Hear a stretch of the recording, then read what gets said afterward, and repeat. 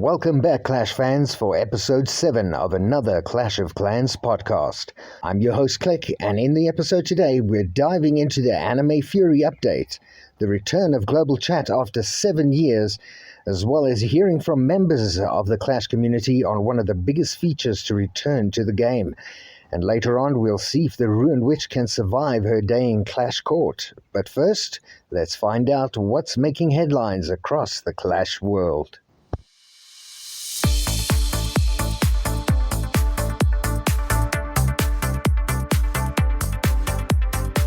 It's time for Clash News. You're tuned in to another Clash News Network, and this is your June 2026 update. Tonight, heroes get tragic backstories. Will the Ruined Witch break into the new meta? And global chat returns after 7 years.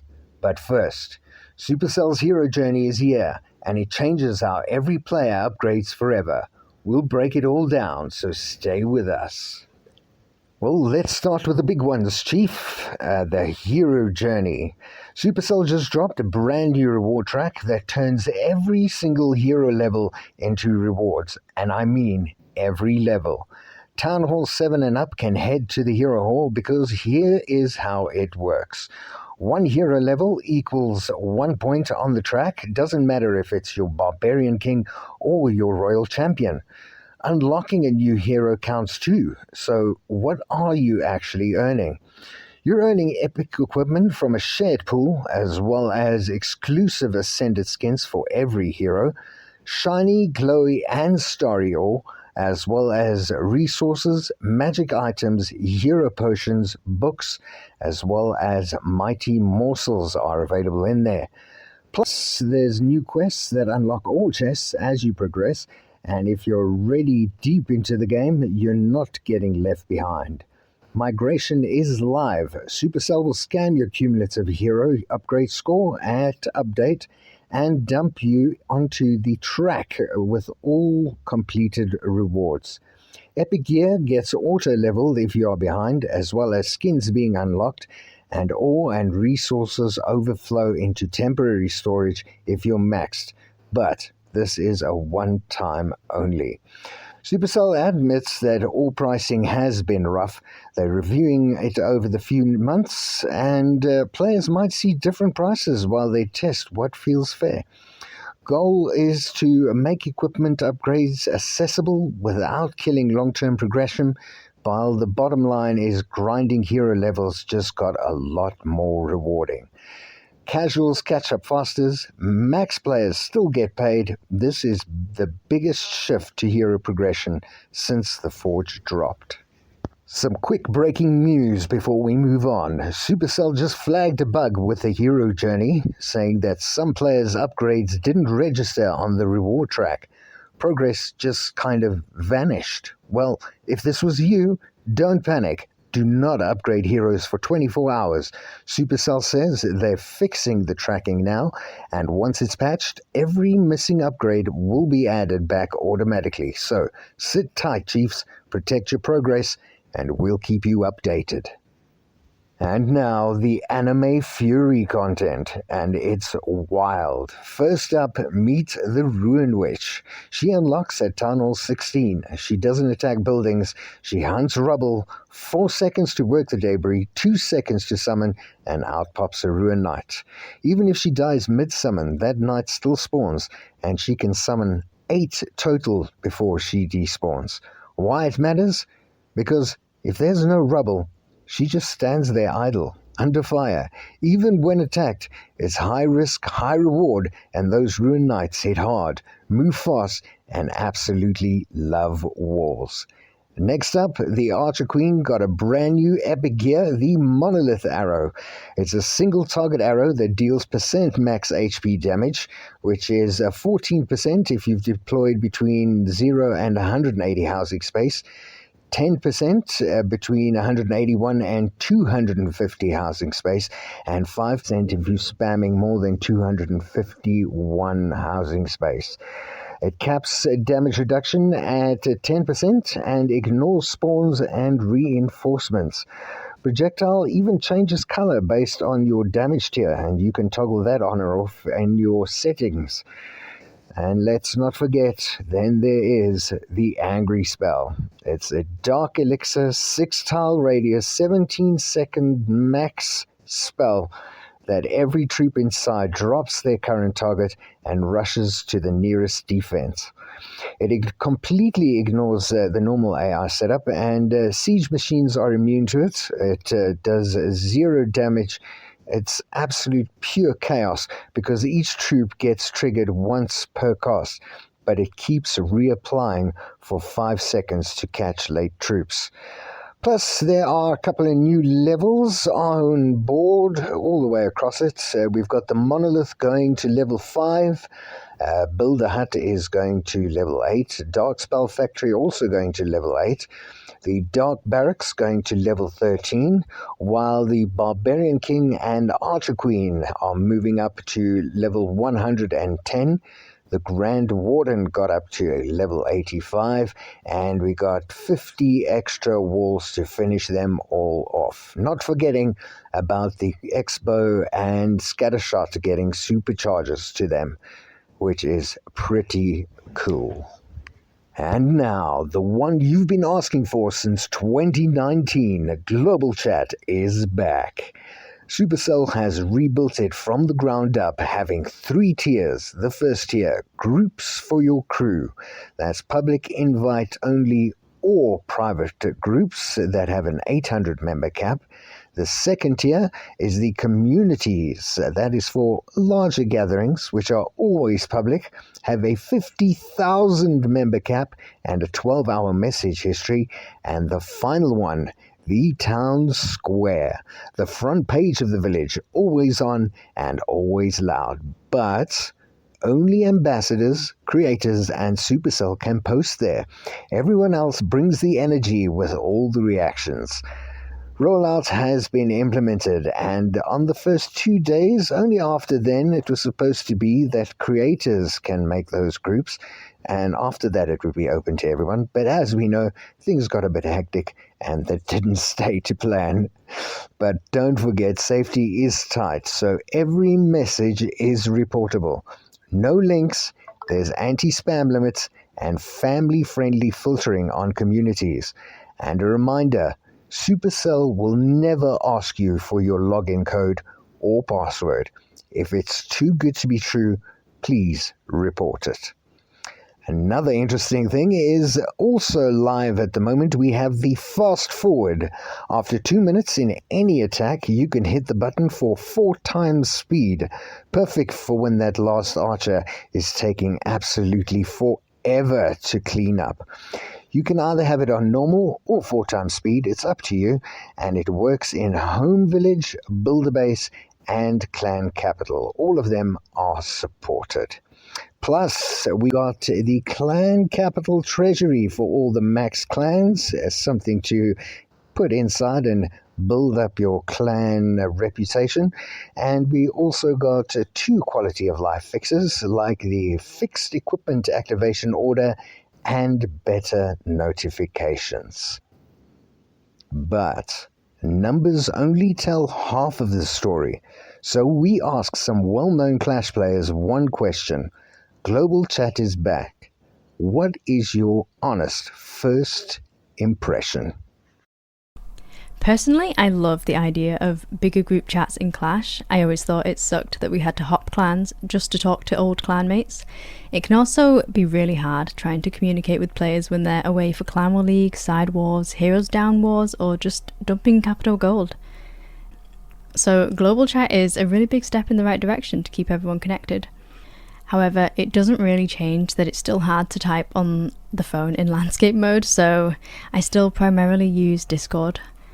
I've also found that the bigger communities have way too many messages to keep up with, so I haven't really engaged much in those. I do have hopes though that in the future we'll get the ability to do friendly challenges in these group chats. This would be incredible for people like me who don't have many Town Hall 18s in the clan to trade friendly challenges with. So overall, very excited to see these changes, but I'm not using the feature that much right now. What's up, Click? This is Smitty here from Smitty Plays Clash, bringing my thoughts on global chat. Dude, it's crazy. I expected this? Not really. I expected more of like group chats and alliance chats, but nothing this big. 50,000 people in chats. They're kind of crazy. We'll see once everything calms down. But yeah, really excited to see where they go with it and hoping they add some new features in the future. Good morning, ACP audience. This is Rick from RTC with an AM op-ed on GC. If you thought the subreddit was bad, you'd be kind of shocked how fun the r/Clash of Clans global community can be. I've actually been spending more time there than on the sub this week, I think. Definitely still has issues, a lot of issues. Banhammer's getting so hot it's melting, but Supercell's working hard on getting rate limits correct for a good feel in larger communities, improving recommendations, and just overall filtering. There's a real community forming, surprisingly. Memes and even celebrities are emerging. Shout out Gert, Tally. Clan families and niche interest groups are the real winners here, though, I think.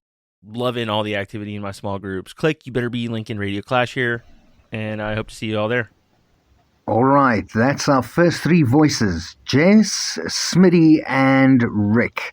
And what I found interesting is that all three of them ended up talking about completely different aspects of global chat, yet somehow arrived at a very similar conclusion. Not that global chat is perfect, not that global chat is broken, but that global chat finally solves a problem Clash players have been dealing with for years. And I think that's where this discussion needs to start.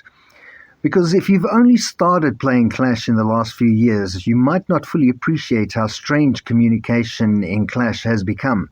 We've had clan chat, we've had clan mail, and more recently we've had clan notice. All useful tools, but none of them really solved the problem of talking to people outside of your own clan.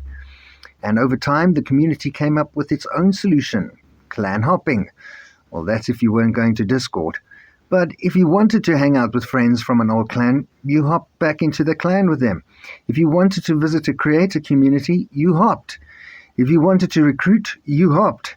If you wanted to participate in some wider community event, guess what? Yep, that's right, you hopped. And everybody just accepted the strange reality where the best way to communicate with people in Clash was often to leave your clan and go somewhere else. When you stop to think of it, that's actually kind of ridiculous. I mean, imagine every time you wanted to speak to a friend, you had to move house for an hour. That's essentially what you're basically doing. And Jess touched on this perfectly. One of the biggest advantages she mentioned wasn't some fancy feature.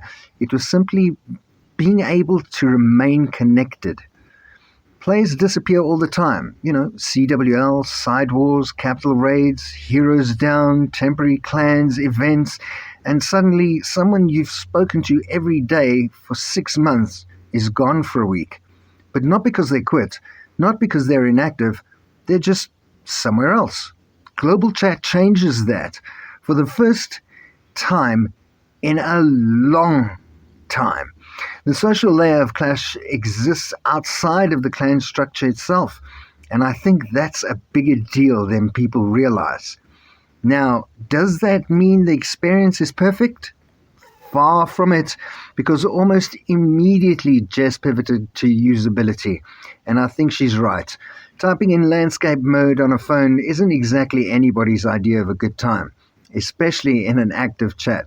You start a reply, you think you've got a clever response, you hit send and discover the conversation's moved on 3 topics ago already. By the time your message appears, you're basically replying to history. And that's where Smitty's comment becomes really, really interesting, because his reaction wasn't focused on usability. It was focused on scale. I mean, 50,000 people. Just think about that number for a second. That's not a clan. That's not a community. That's a small city.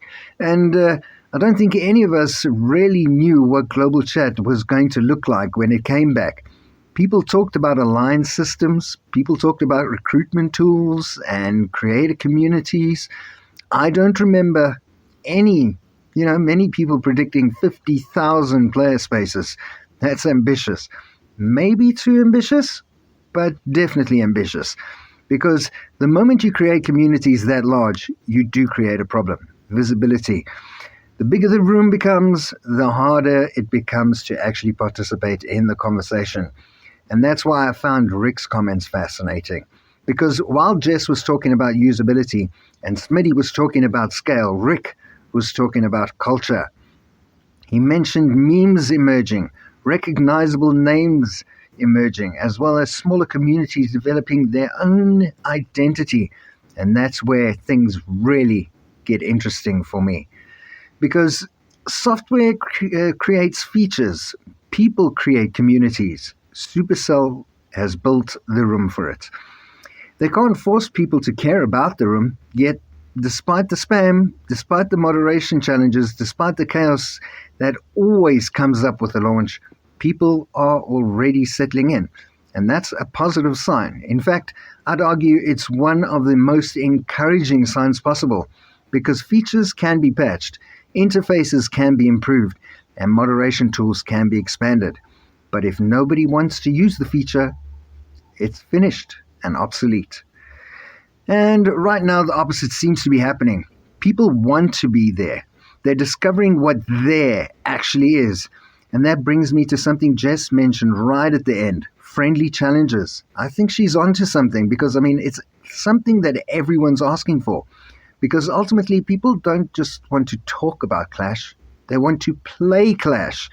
Imagine being able to jump into a community chat and instantly challenge another Town Hall 18 or 16 or 14 or whatever Town Hall you are. Imagine creator communities running challenge ladders, as well as, strategy groups sharing bases and testing their attacks live. That starts turning global chat from a communication tool into an actual social platform. And that's where I think the biggest opportunity exists. Because now global chat feels like a foundation, a strong foundation, but still yet a foundation. The walls haven't been built yet. The furniture hasn't arrived. We're all standing around admiring the concrete, wondering what the finished building is going to look like. And from these first three voices, that's really the impression I got.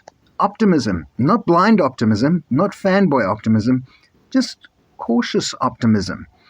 The sense that Supercell has finally solved the problem players have complained about for years. Now, the challenge is making sure the solution becomes something people actually want to use every day. But that's enough from me. Let's hear from another three voices from the Clash community and see whether they came away with the same conclusion. Welcome to another Clash of Clans podcast. My name is Karl from the Crystal Join podcast, and my boy Click asked my opinion on the implementation of global chat. So in classic C2J fashion, we're counting down our top 5 opinions. Number 5, amazing job making the poor person's Discord. I couldn't have done it better myself. Number 4, global chat, open, can't interact with your village. Why would I want to play the game anyways? I'm here to chat, not play Clash of Clans. Number 3, so easy to find Clash of Clans groups. I got invited to a World Cup chat. It was really easy to click the link. I didn't join. I don't watch basketball. Number 2, amazing miss on making some clan perks by adding more stickers in there. We've been waiting for new perks.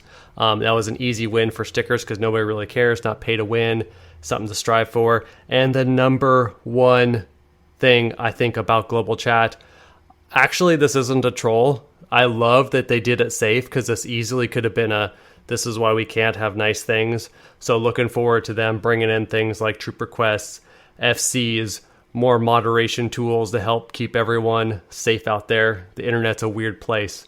Anyways, that's my top 5 list. And thanks again to Click for letting me come on the show and share my opinions. You're the best. Deuces. Hey, this is Sky, and chat about the new global chats within Clash of Clans. I had nostalgic feelings when I heard they were going to bring back the global chat, but it is not the same. It is very, very different than what our OG Clashes are used to. I do like the new customizable chats that you can have within it. I think it brings apart the ability also to have more casual players have a better connection that don't use an external source like Discord or anything like that. Hey, Click, it is Scotty827, longtime listener, first-time caller, calling to give you my review of the new Clash of Clans global chat. I guess the first thing I could say about it is that I'm having a really with going over talking to, and one example, I went to and then twice, but then I was bent, and then I met up with, I'm really looking forward to, with, and going over. So I've been having a blast with it and looking forward to maybe having the option to in the messages and maybe also do some between clans. I think there's a foundation here and kind of, so I'm looking forward to seeing what with this next update and how they with the new chat. So Scotty gives it thumbs. Thanks, man. All right, and that's our second batch of voices. Karl and Sky from C2J, great to hear them on the airwaves again. And Scotty827 from the OG Clash of Clans podcast. And unlike the first three, these weren't really talking about usability or community building. They were talking about something much more fundamental. What kind of global chat did Supercell actually bring back? Because let's be honest, when people heard the words global chat is returning, I think a lot of us pictured, the old one, the Wild West, lawless frontier, the place where you could ask for a clan and somehow end up in a debate about whether cereal is in fact a soup. Well, that version of global chat is not what came back. And all three of these voices touched on that in different ways. Let's start up with Karl. The poor man's Discord, not being able to interact with your village while chatting, the World Cup chat that apparently discusses basketball. I think it's safe to say Karl wasn't exactly handing out 5-star reviews there. But underneath the jokes and sarcasm, he actually made what might be the most important point of this entire discussion. The number one thing on his list wasn't sarcastic at all. It was safety. Because the reality is that this feature could have gone horribly wrong. If Supercell had simply reopened their old global chat and hoped for the best, we'd probably be spending this episode discussing why it was removed again 3 days later. Instead, they clearly went into this launch expecting problems. By adding moderation tools, rate limits, reporting systems, community structures, family-friendly filters, whether people love those systems or hate them, they do exist for a reason. And Karl's point was basically this. The internet is a weird place. If you want global chat to survive, it has to be safe enough to survive. Now, Sky looked at it from a different perspective because what stood out to her wasn't what came back. It's what actually changed. She mentioned that this doesn't really feel like the old global chat many veteran players remember. And she's right. This isn't the old system with a fresh coat of paint. This is something else entirely. Groups, community, custom spaces, different ways for people to organize themselves. And what I found interesting was that her point about casual players, because not everyone uses Discord or Reddit. Not everyone follows creators on social media. For a lot of Clash of Clans players, Clash of Clans is just Clash of Clans. Open the app, attack a base, upgrade a building, and then close the base. And for those players, this might be the first time they've had meaningful way to connect with wider community without needing a third-party platform. That's a pretty significant change. And then we have Scotty, or at least what remains of Scotty after the moderators get hold of him. And honestly, I laughed when I heard that. Not because moderation isn't a serious topic, but because it perfectly demonstrated a complaint I've been hearing all week. The filters are too aggressive, sometimes way too aggressive, to the point where perfectly innocent sentences suddenly sound like a classified government document. You type a normal message, half of it turns into stars. The other other half, just disappears. And suddenly you sound like you're trying to communicate state secrets. Now, to be fair, this is probably one of the hardest balancing acts Supercell faces. Too little moderation and the chat becomes chaos. Too much and people feel like they need a law degree to send a sentence. Finding that sweet spot is going to take time. But Scotty's message was a pretty funny reminder that they are still searching for it, and they will get to it. And that's really what ties these three voices together. The first group spent a lot of time talking about what global chat could become. This group has spent more time talking about the guardrails. The systems around it, the things designed to stop history from repeating itself. Because if global chat is going to survive long term, it can't just be popular. It has to be sustainable. People need reasons to use it, but they also need reasons to trust it.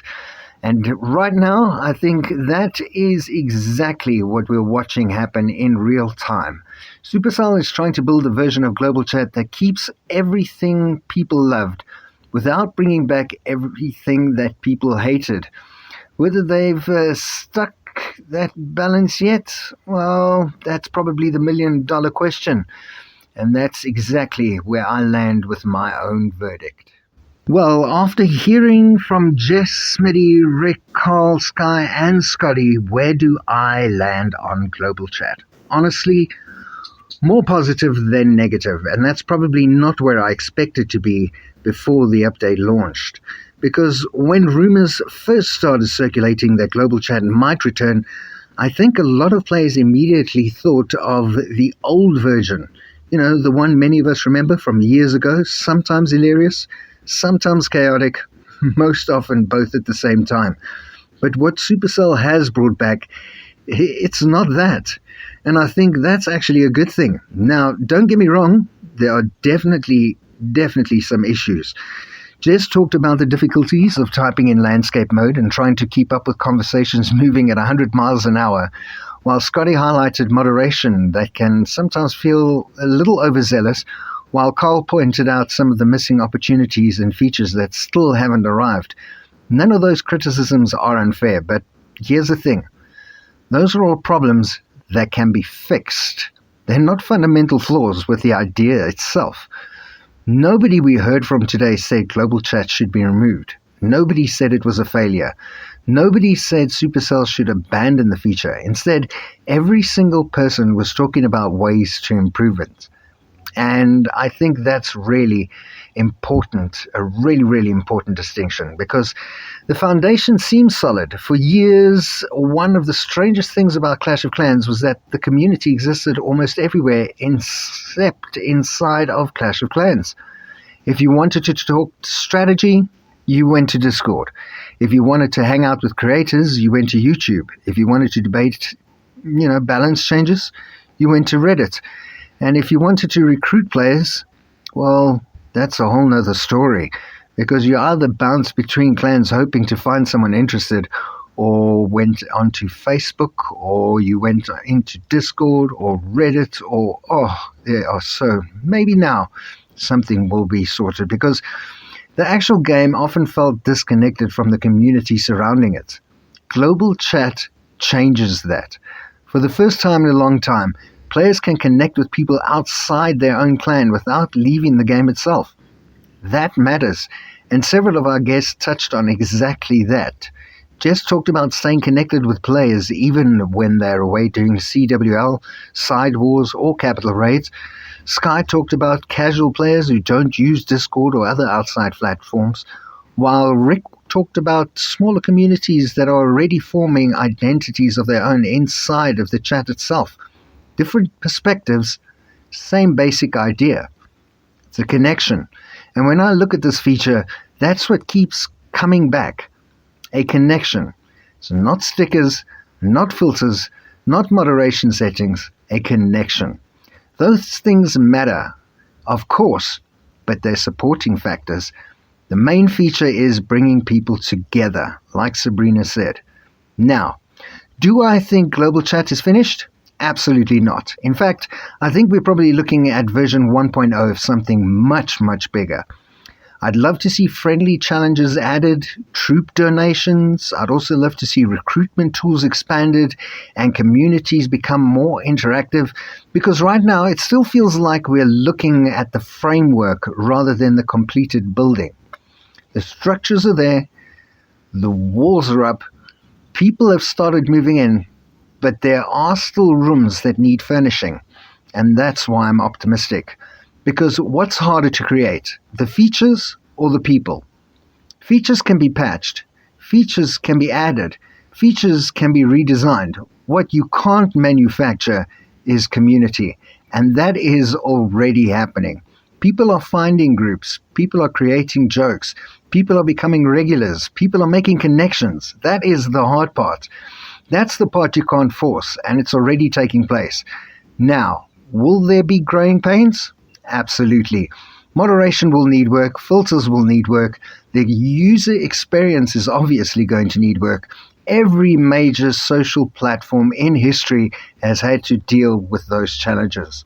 Global chat will not be any different.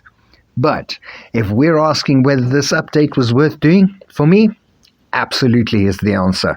Not because it's perfect, not because every problem has been solved, but because for the first time in a very, very long time, it feels like the Clash community has a home inside of Clash of Clans again.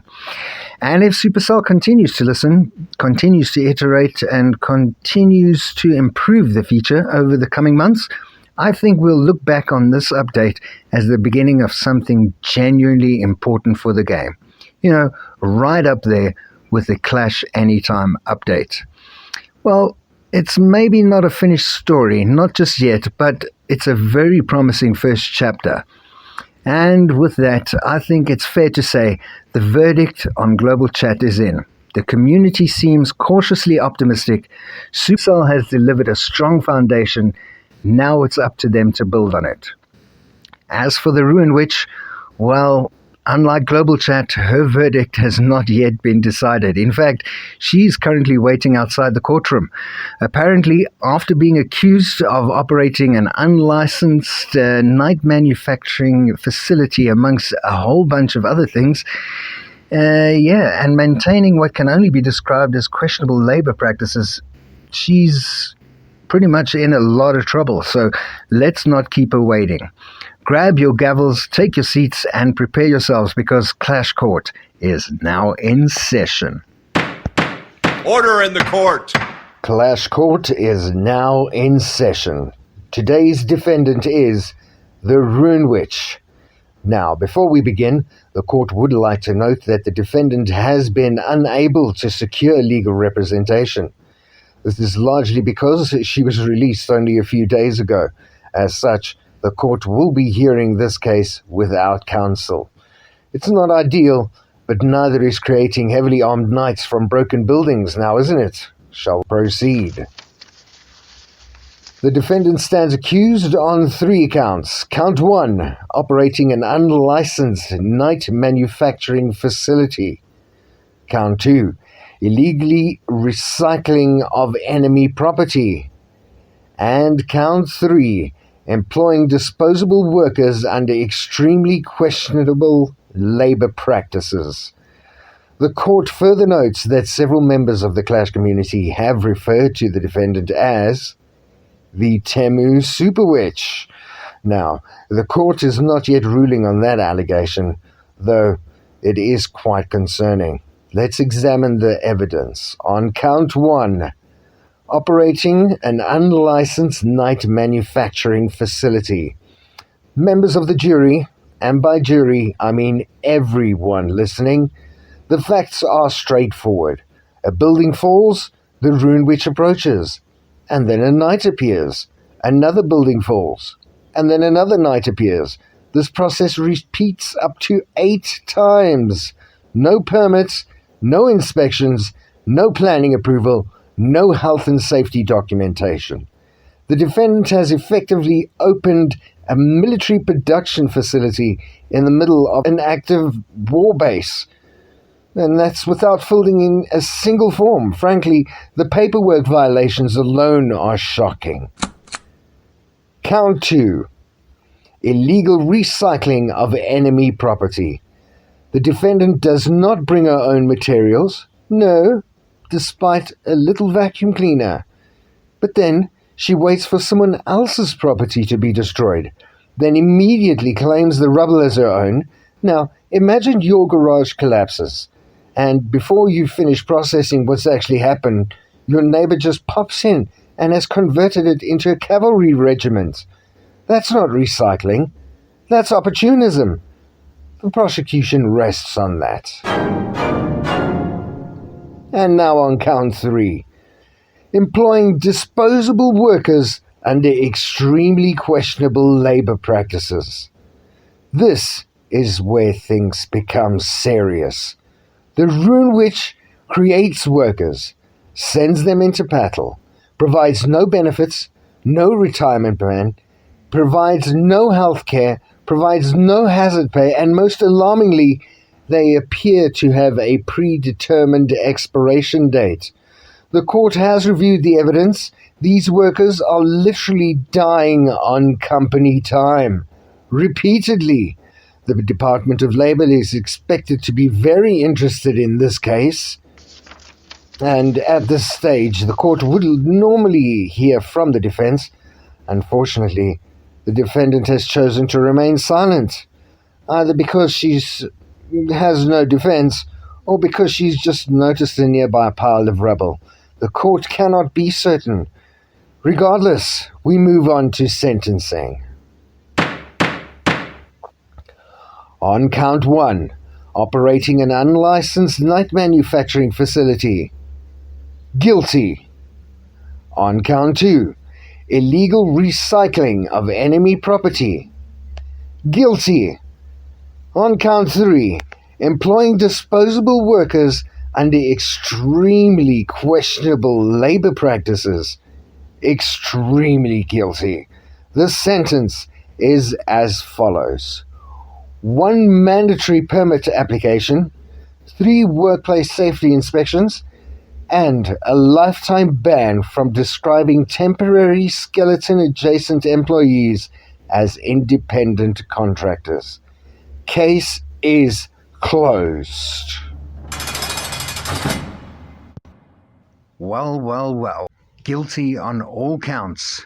And apparently she's going to be serving a sentence that reportedly involves workplace safety inspections and several mountains of paperwork. Well, we all know she deals pretty well with mountains of rubble. Let's see how she deals with paperwork. Now, before we wrap things up, I'd love to hear your thoughts on today's case. Was the Rune Witch unfairly accused? Is she a misunderstood innovator, or is she exactly the kind of unlicensed night manufacturer the prosecution claimed she was? Head on over to another Clash of Clans podcast Discord and join up there. And then you can leave a comment in the Clash Court channel. Let me know whether you agree with the verdict and who you think should be standing trial next. I also want to give a huge thank you, and for my shout-outs this week, it will be to all of those who contributed their time and opinions to today's episode. That is Jess from Rising Dawn, Smitty from the Smitty Plays Clash, as well as Rick from Reddit Talks Clash, Sky and Karl from Crystal to Join podcast. Hopefully we hear more from them really, really soon. And Scotty827 from the OG Clash of Clans podcast. Thank you all for helping make this discussion possible and for sharing your thoughts on the return of Global Chat. And speaking of Global Chat, that really was the story of today's episode. I mean, we looked at the hero's journey and everything that came in the Anime Fury update. We heard from members of the Clash of Clans community about their experiences with Global Chat so far, and we explored what might be one of the biggest social changes Clash of Clans has seen in years. The feature isn't perfect. There are improvements there to be made, and there are features that we'd all like to see added. But for the first time in a very, very long time, it feels like the Clash community has a place to connect inside of Clash of Clans itself. Finally, So whether you're chatting with old clanmates, meeting new players, sharing strategies, or just watching the chaos unfold, Global Chat feels like it's off to a promising start.